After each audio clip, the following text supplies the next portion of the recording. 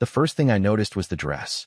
It was red, the kind of red that makes you look twice, even if you're not supposed to. The second thing I noticed? She wasn't wearing her wedding ring. And just like that, Thursday night turned into a stomachache. She didn't say much, just grabbed her purse, slipped on heels she hadn't touched in years, and looked at me like I was blocking the hallway. I wasn't. I was just standing there, like an idiot, like a husband who still believed in date nights, mutual respect, and asking questions like, "Where are you going dressed like that?" without being accused of being controlling. She beat me to it. "Don't start, Dean. It's just dinner. I need air. I'll make it up later." Later. Always later. We've been married 12 years. We have the same fridge, the same mortgage, and the same tired conversations about picking up the dry cleaning and who forgot to buy eggs. And now, suddenly, she needs air? In stilettos? She didn't wait for me to respond. Just walked out the door like it wasn't even a door, like it was an exit sign she'd been staring at for months. And me? I stood there like a malfunctioning robot. Mouth open, thoughts scrambled, pulse loud enough to hear in my ears. I didn't chase her. I didn't yell. I didn't even ask who the dinner was with. I just whispered. I warned you. Not to her, to myself. Because we'd had this fight before.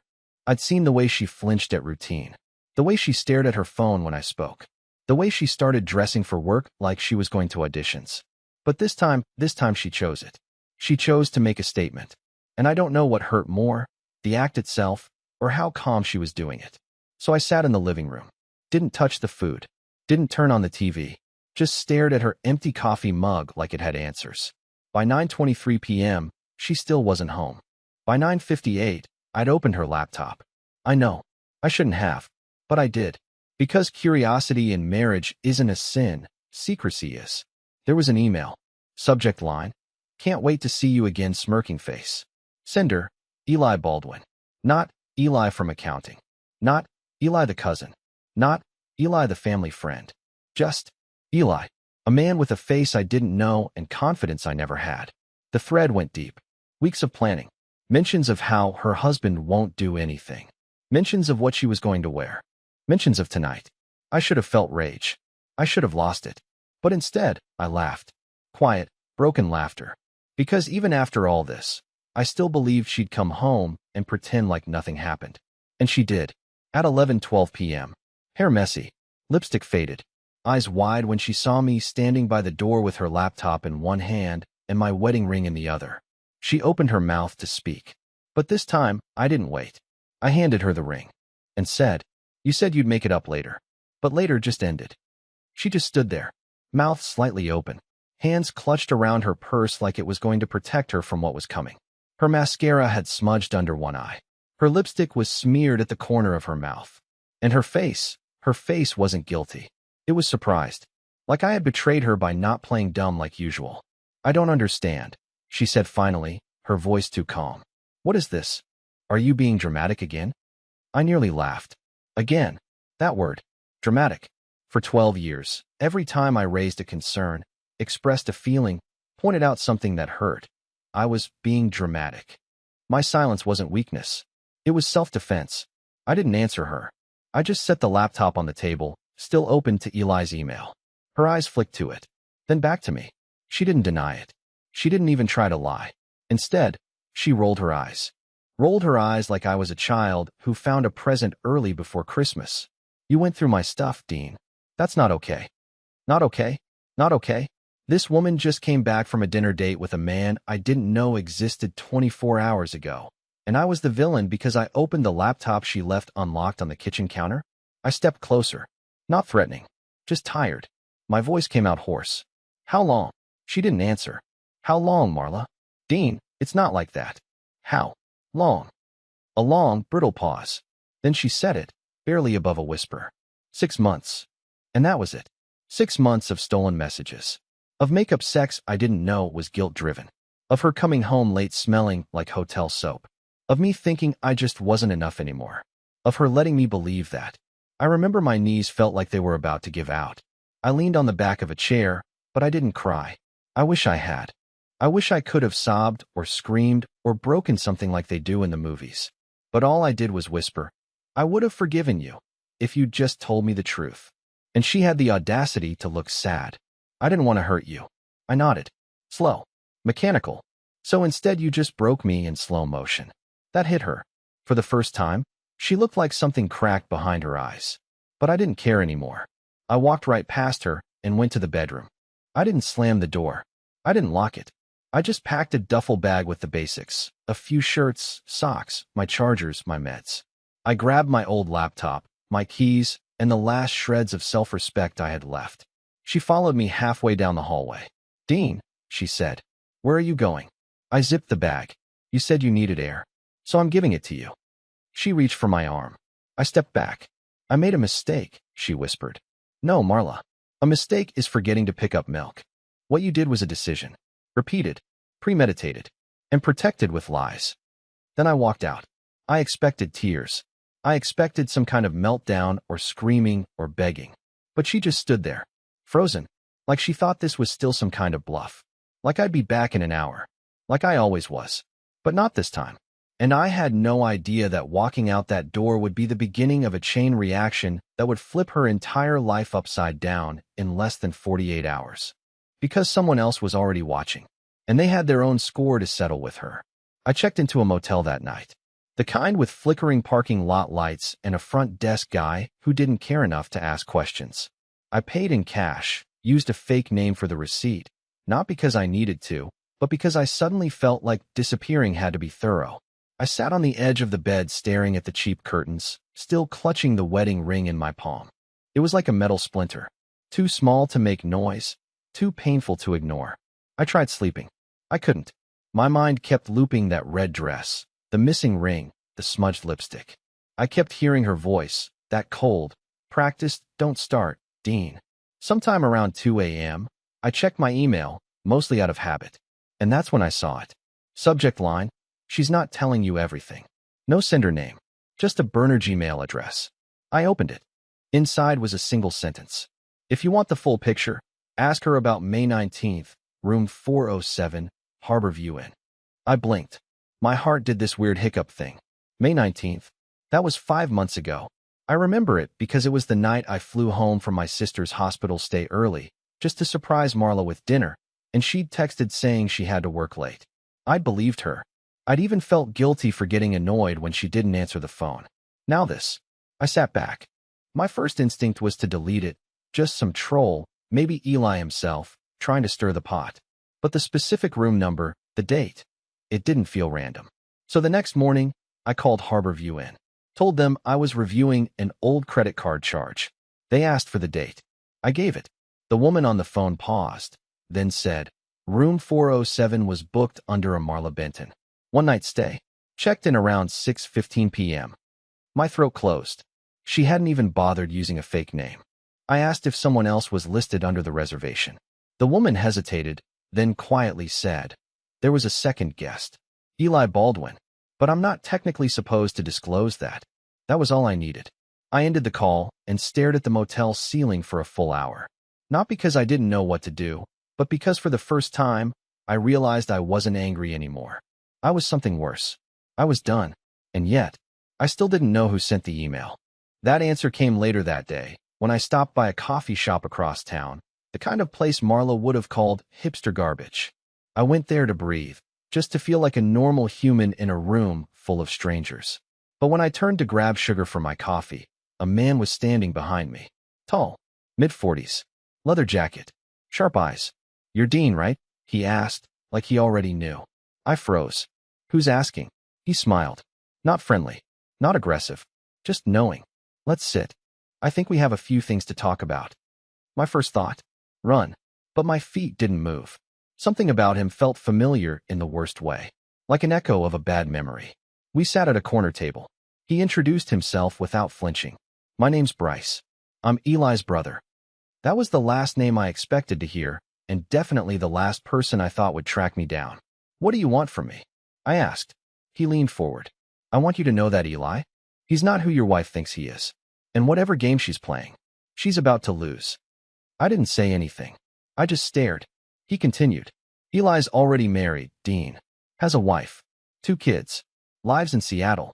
The guy's been pulling this kind of thing for years, charming married women, making them feel seen, wanted, excited again. then wrecking them and ghosting. I warned him to stop. He didn't listen. So now, I'm warning you. I didn't know whether to punch him or shake his hand. He slid a small envelope across the table. Inside were 2 photos. One of Marla and Eli entering room 407.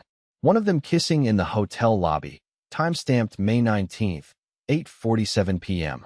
And then Bryce stood, looked me in the eye, and said something that chilled me to my bones. She thinks she can control the fallout. She has no idea what's coming. And then he walked out. Just like that. I sat there holding those photos, the ring still in my pocket, and realized this wasn't just a betrayal. It was a setup for something much bigger. I didn't go back to the motel after meeting Bryce. I drove around for hours, replaying every memory with Marla like it was part of some twisted documentary. Except now, the narrator was gone and I was just watching it in silence. Every birthday, every inside joke, every "I love you" whispered before bed. I questioned all of it. And yet, I wasn't breaking. Not yet. What haunted me most wasn't the affair. It was how casual she was about it. How she walked out that door in red like it was just another errand. Like she didn't leave behind a man who built 12 years of his life around her. But now, I had something she didn't know I had. The photos, the date, the name Bryce, and her lie about working late on May 19th. That one stuck with me like glass in my throat. So I tested something. I texted her, "Do you remember May 19th? When I flew home early to surprise you?" She replied 5 minutes later, casual as ever. Of course. I felt so bad canceling dinner that night. Stupid deadline. Why? Why? Why? Because you were in bed with Eli Baldwin while I was standing outside Olive Garden with a bouquet of lilies, Marla. That's why. But I didn't say it. Not yet. Instead, I replied, just thinking. That was the first night I felt like I'd lost you. And she wrote back, "You didn't. I promise." That was the moment I knew she was going to lose everything. Because she didn't just lie once. She was still lying now, smooth, easy, practiced. I needed to be sure. So I did something I swore I'd never do. I called Eli's office. He worked at a marketing firm downtown. I told the receptionist I was a potential client looking for Eli Baldwin. She paused. "I'm sorry. Mr. Baldwin's no longer with us." My heart jumped. "Oh, when did he leave?" She hesitated. "Officially? Last Friday. But, off the record, it was sudden. There was some kind of complaint. HR's handling it." Sudden. Complaint. Gone. I thanked her and hung up. And just like that, the game changed. Eli had vanished, but Marla was still pretending everything was fine. She had no idea the man she cheated with was under investigation. She had no idea his brother had come to me with photos. And she definitely had no idea I'd already forwarded those photos to someone else. Her best friend. And that was just the beginning. Marla's best friend, Janelle, was the kind of woman who never liked me much. She smiled through clenched teeth, called me dependable like it was an insult, and never missed a chance to compare me to her own husband, who wore too much cologne and always found a way to mention his golf handicap. But Janelle?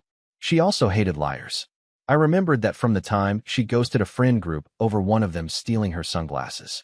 If she was willing to detonate a 10-year friendship over designer lenses, I figured this might shake her, too. I didn't say much when I messaged her. Just sent the photos Bryce gave me and typed.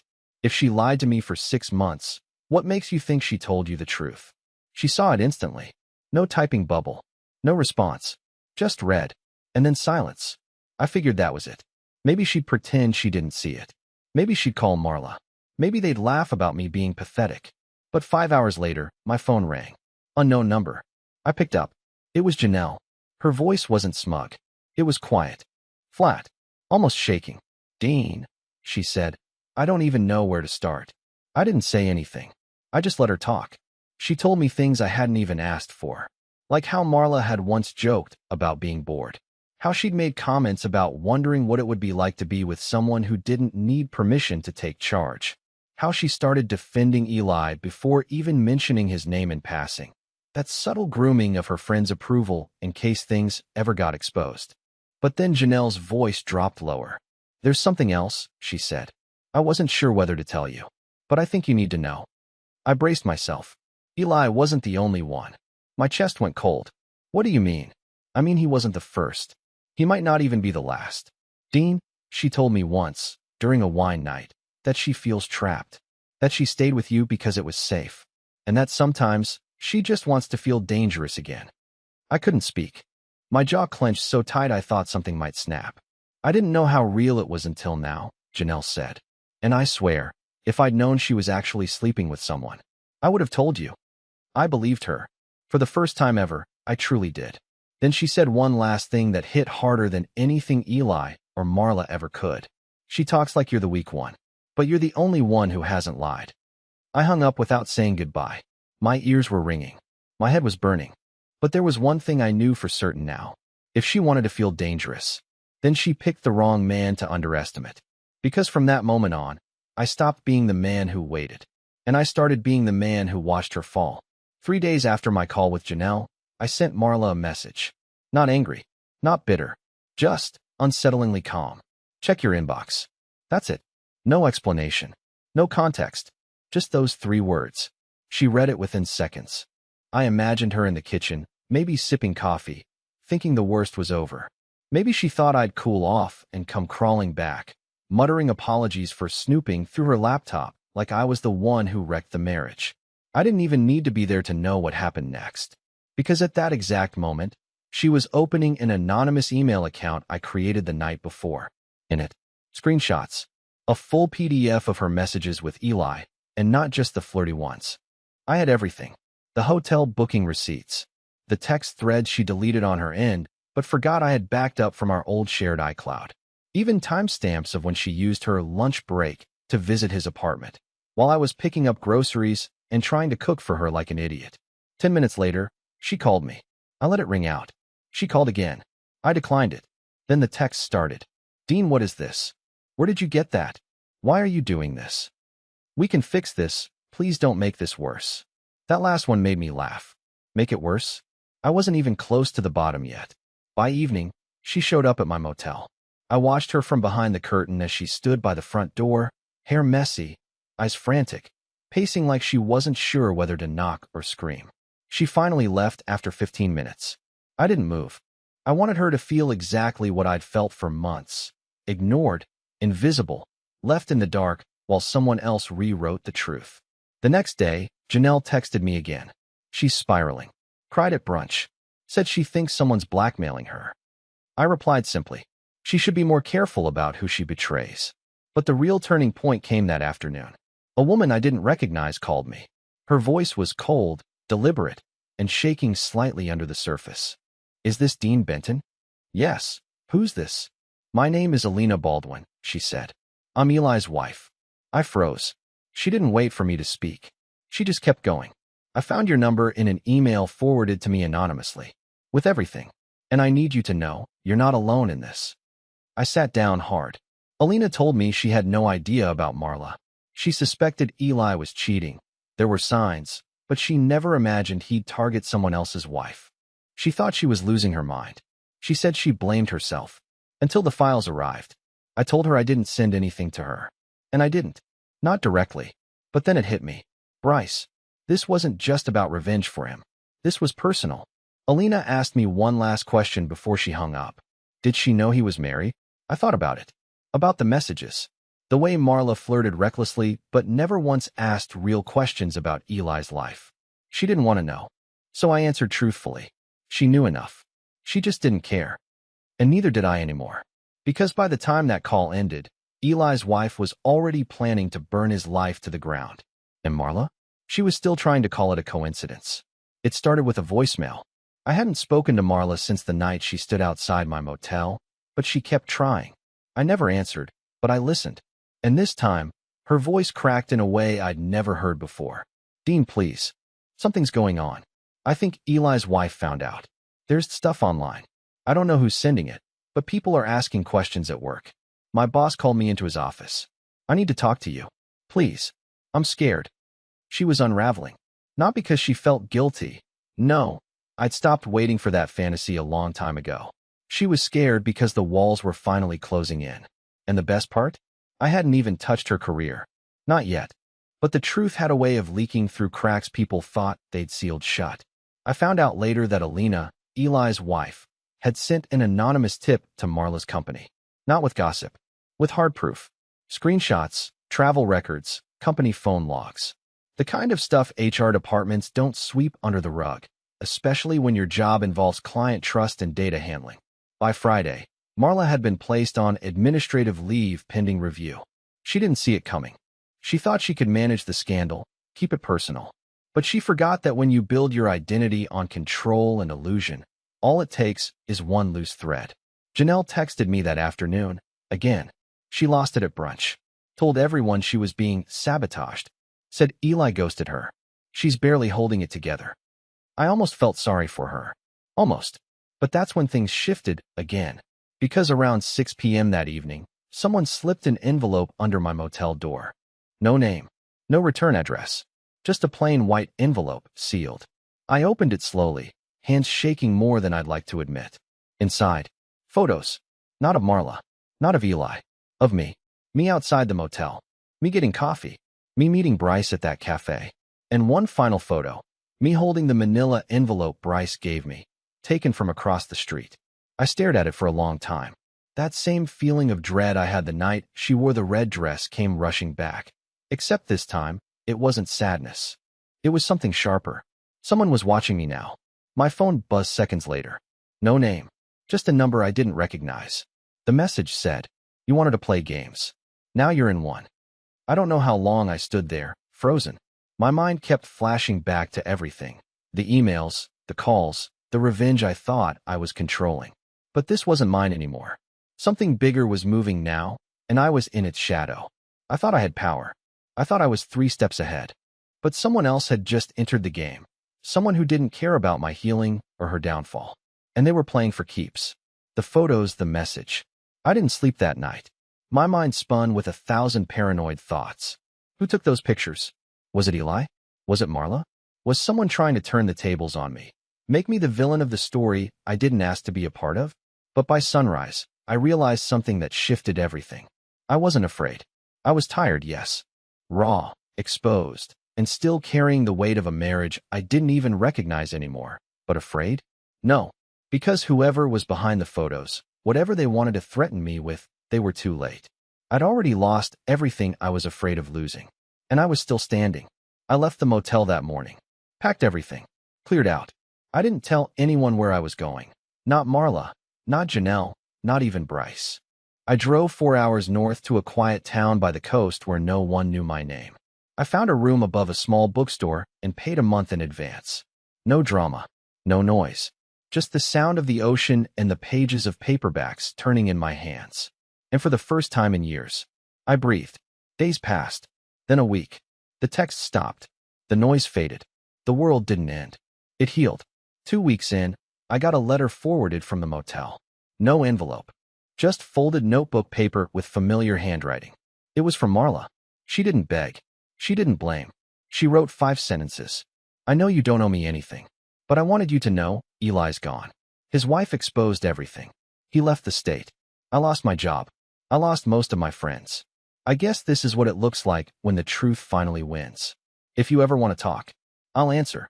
If not, I understand. No, I love you. No, I'm sorry. Just the aftermath of the mess she made. I didn't write back. Not because I hated her. I didn't. Not even because I wanted revenge. I'd had enough of that. I stayed quiet because I was finally at peace. Because sometimes, walking away is the loudest thing you can do. And I needed that silence more than I ever needed her approval. Fast forward 6 months. I work at that bookstore now. The owner's an older woman named May who drinks too much tea and talks to her plants. It's nothing fancy, but it's honest. And one rainy afternoon, a woman walked in with messy curls, glasses, and a smile that looked like it had been earned the hard way. Her name was Claire. She asked if we sold secondhand poetry. I showed her a few shelves. She came back the next day. Then again. And again. We didn't rush anything. We didn't pretend we were perfect. We just talked about books and trust and what it means to be seen without having to beg for it. And one evening, as the sun slipped behind the sea, I told her everything. About Marla. About Eli. About the emails, the ring, the betrayal. She didn't flinch. She just reached across the table, took my hand, and said, "You're not broken. You just had to survive someone who didn't know how to love you right." That was it. That was the first time I felt like I hadn't lost. Like maybe all of it. The betrayal, the silence, The collapse was just the price of finding something real. So if Marla ever wonders what became of me, she can know this. I didn't just move on. I moved forward. And I finally stopped waiting for someone to come home. Because I already am home.